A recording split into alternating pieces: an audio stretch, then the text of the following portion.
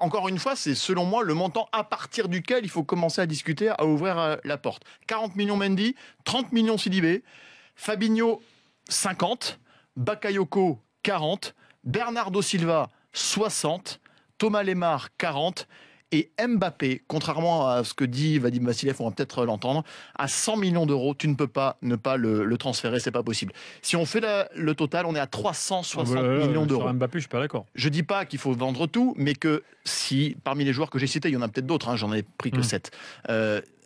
Parmi ces joueurs-là, s'ils sont cités, je pense qu'il faut ouvrir la porte à partir de ces montants-là. Vu la manne financière qu'il y a notamment en Angleterre, on ne peut pas négliger l'aspect économique, même quand on s'appelle l'AS Monaco, même quand on est un richissime russe qui est à la tête de ce club-là. 360 millions d'euros potentiels, parce que je ne pense pas que mes chiffres, même si on peut débattre, soient totalement farfelus vu la saison de ces mecs-là.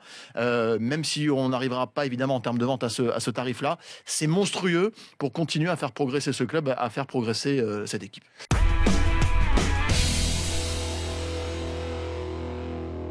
Oblak, c'est pas mal parce que c'est pas un gardien exceptionnel. C'est un très très bon gardien.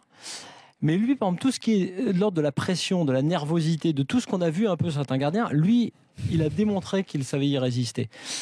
Quitte à garder un Areola, par exemple, Oblak Areola, ça me paraît être un ticket, par exemple, qui est totalement crédible. Donc toi, tu te débarrasses de Trapp. Bon, par exemple, et pourtant je l'aime bien, mais il faut faire un choix. Ou alors tu l'as dit à Trapp, t'es numéro 2, mais après lui avoir dit pendant 1 an et demi qu'il était potentiellement le numéro 1, c'est un peu compliqué. Je rappelle, Sirigu est prêté. Ouais. Absolument, il appartient toujours au PSG. Et deuxième idée. Il faut aussi faire un deuxième gardien, Sirigu. C'est pas. Mais lui ne le voulait pas, donc c'est compliqué. Mais bon, deuxième idée, plus ambitieuse, et il aurait fallu peut-être que le PSG réalise une autre saison pour pouvoir l'attirer, Lloris. Alors évidemment, comme Tottenham est un peu en devenir, cette idée-là, elle était plus crédible il y a peut-être 1 an, parce que Tottenham, c'est peut-être le club de l'avenir en Angleterre, il est bien et tout machin. Mais sinon, pareil, par rapport à l'image, pour frapper un grand coup, pour donner un coup d'accélérateur, si tu as le gardien de l'équipe de France dans l'équipe de la capitale et tout, c'est un truc. Ce que je veux dire, c'est que ce soit pour l'image, mais l'image avec un très bon gardien, que ce soit évidemment pour le poste et l'importance que ça représente dans les grands moments de Ligue des Champions, je dis qu'il ne faut pas hésiter à remettre ce chantier-là en marche.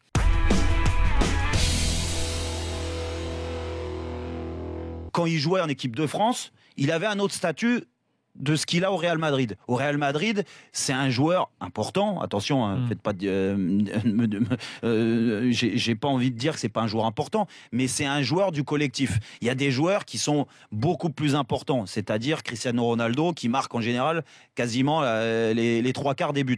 En équipe de France, il est arrivé, il a été positionné par Didier Deschamps quand il a pris l'équipe comme le leader d'attaque, le leader de cette équipe, celui qui devait faire gagner les gros matchs et celui qui devait permettre à l'équipe de France de regagner une place importante dans le paysage du football mondial. Voilà, ça devait être avec Karim Benzema. Il a souvent déçu. Il a marqué des buts, oui, mais heureusement qu'il en marque. Il est numéro 9 de l'équipe de France. Heureusement. Maintenant, est-ce que Karim Benzema, quand il jouait, c'était autant d'affluence qu'un Thierry Henry, qu'un David Trezeguet, et puis je peux en remonter? Moi, je pense pas. Je pense que Karim Benzema, il a besoin du collectif et des autres, comme il est au Real Madrid, pour être à son meilleur niveau. En équipe de France, on l'a placé en haut du collectif. Et ça, je pense que ça lui correspondait pas.